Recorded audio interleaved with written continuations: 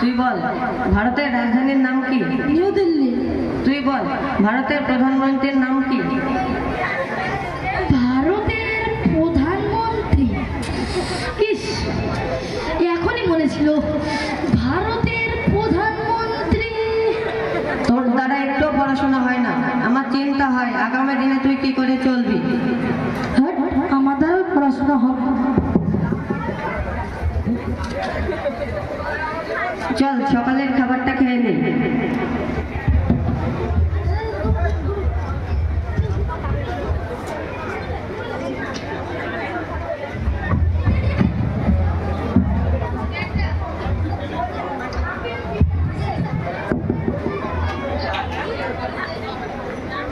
আজ আমার ছোট ছেলেটা চাকরির ইন্টারভিউ দিতে গেছে, দোয়া করি চাকরিটা যেন পেয়ে যায়।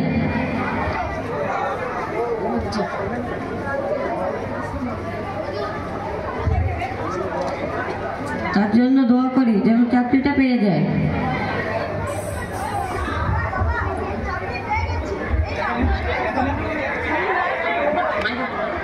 বাবা বাবা আমি চাকরি পেয়ে গেছি, এই নাও মিষ্টি মুখ করো।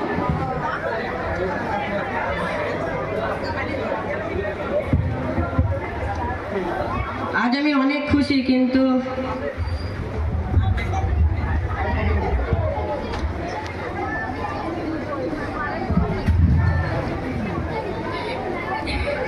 বাবা তো চাষের দায়িত্ব আমাকে দিয়ে এই পৃথিবী থেকে ছেড়ে চলে গেছে। কালকে ছোট ভাই বিদেশে চলে যাবে, আমি এখন কিছু করবো কিছু বুঝতে পারছি না। আমি আমি আমার বাবা যে কি করে মারা গেল আমি কিছু বুঝতে পারছি না। আমার ছোট ভাই কি করেছে থাকবে আমি কিছু বুঝতে পারছি না।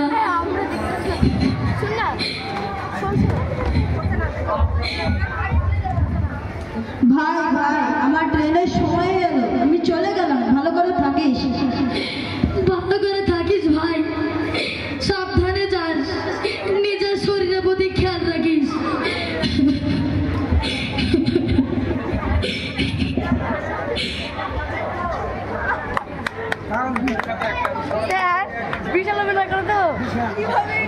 এবছর জমিতে ভালো ফসল ফুলেছে, জমিদারের টাকা পরিশোধ করে ছেলে মেয়েদের দুমুঠো খেতে দিতে পারবো।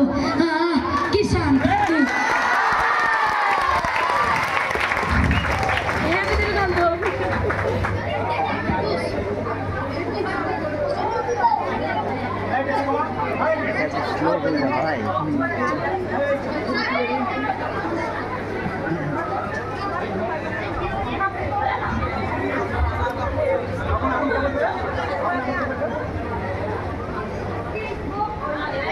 আগুন আগুন আগুন, একে সর্বনাশ হলো। আমার সব ঘুরে গেল, এখন আমি কি করবো? আমার ছেলে মেয়েদের কি খাবো কিছু বুঝতে পারছি না। আমার সংসার কিভাবে চলবে আমি কিছু বুঝতে পারছি না।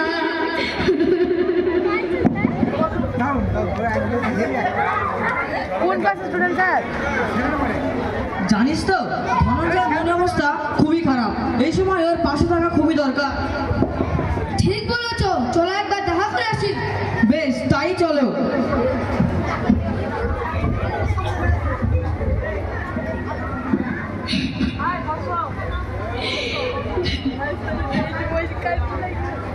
ভেঙে পড়লো ধনঞ্জয়, সব ঠিক হয়ে যাবে।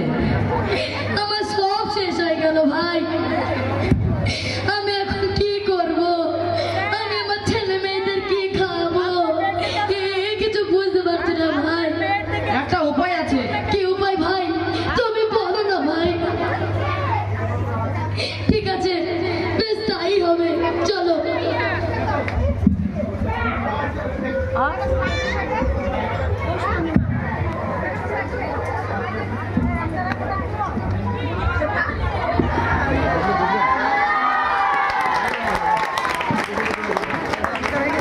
সাইড মানুষ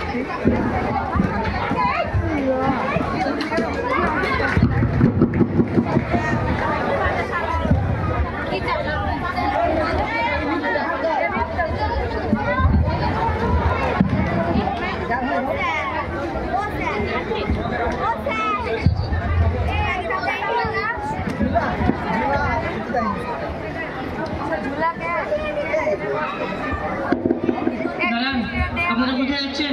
আমরা স্যারের সঙ্গে দেখা করতে চাই। স্যার কি আছেন? হ্যাঁ আছে, আপনাদের ভিতরে আসুন।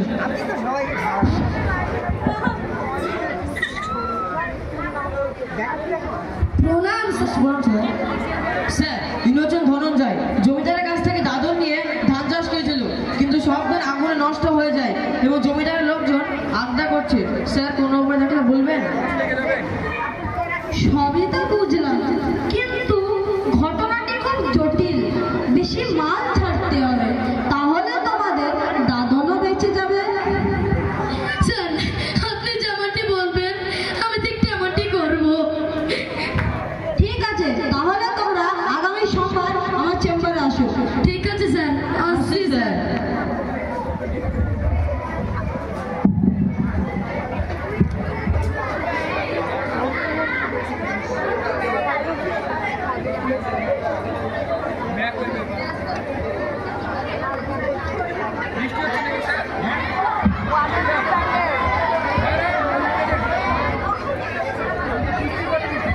ঝড় যাচ্ছে, আপনারা সবাই চুপ করে বসুন।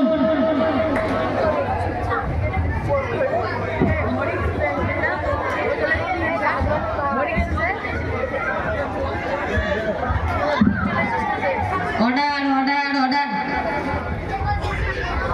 আসামি হাজির।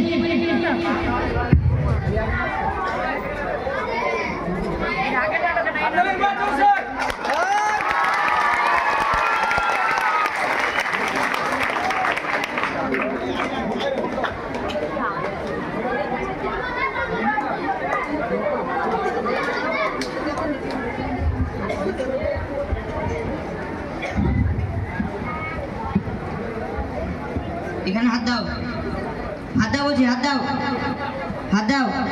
বলো যাহা বলিব সত্য বলিব, সত্য ছাড়া মিথ্যা বলিব না।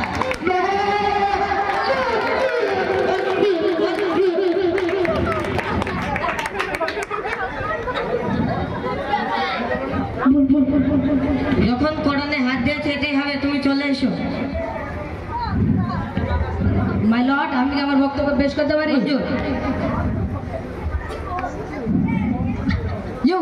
আজ থেকে 5 বছর আগে আমার মক্কেলের কাছে তুমি 25 টাকা ধার নিয়েছিলে।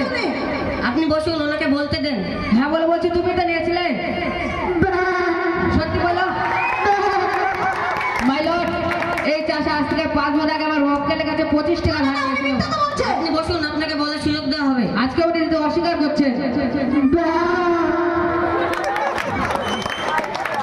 মাই লর্ড, আমি কি আমার বক্তব্যটি পেশ করতে পারি? মঞ্জুর। মাই লর্ড, আমি আজকের পাগল এবং কালের পাগল, এই জন্ম থেকেই পাগল। এর আত্মজ্ঞান আছে না কাণ্ডজ্ঞান আছে?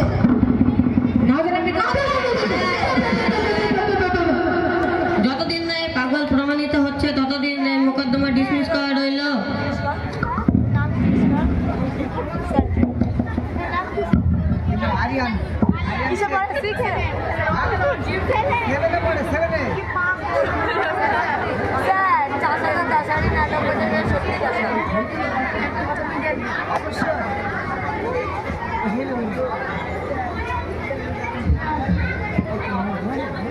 অনেক দিন হয়ে গেল, উকিল ধরেও কোনো কাজ হচ্ছে না। এদিকে জমিদারের লোকজন তাগিদা করছে। এখন আমি যে কি করি? হ্যাঁ, একটা উপায় আছে। যদি আমি আমার ছোট ছেলের বিয়ে দিয়ে কিছু টাকা দিয়েই নাই জমিদারের টাকা শোধ করবো। হ্যাঁ হ্যাঁ, ওটাই হবে, ওটাই হবে।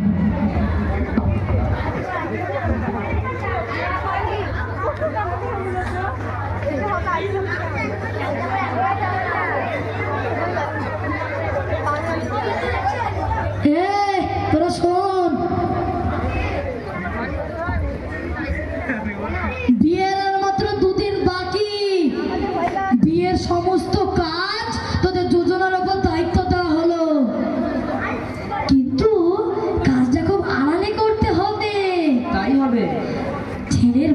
তো কম, ছেলের বয়স তো কি বললাম, হ্যাঁ।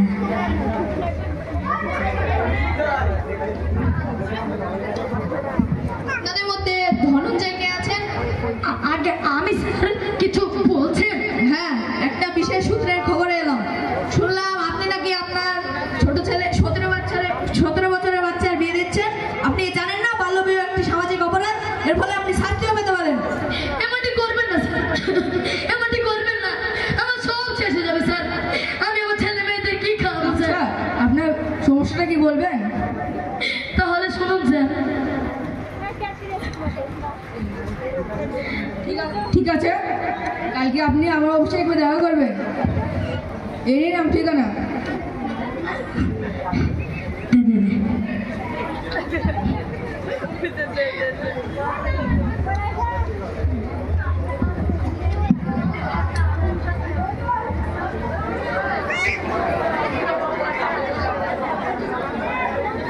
ধনঞ্জয়, ও ধনঞ্জয়, আজ আমি নিজে এসেছি, টাকা না নিয়ে যাব না। কই সে?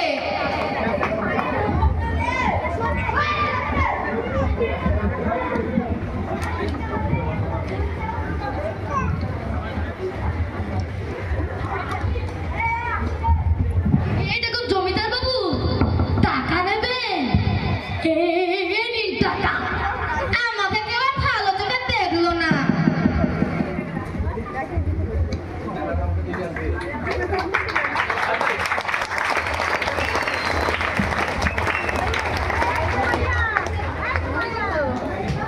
হ্যালো, আচ্ছা দর্শক একটা হাতে নেবে, অসংখ্য ধন্যবাদ। আচ্ছা, আপনাদের সামনে যে প্রেজেন্টেশন দিল আমাদের ছাত্র আরিয়ান, ওর ক্যারেক্টার আমি খুবই মুগ্ধ।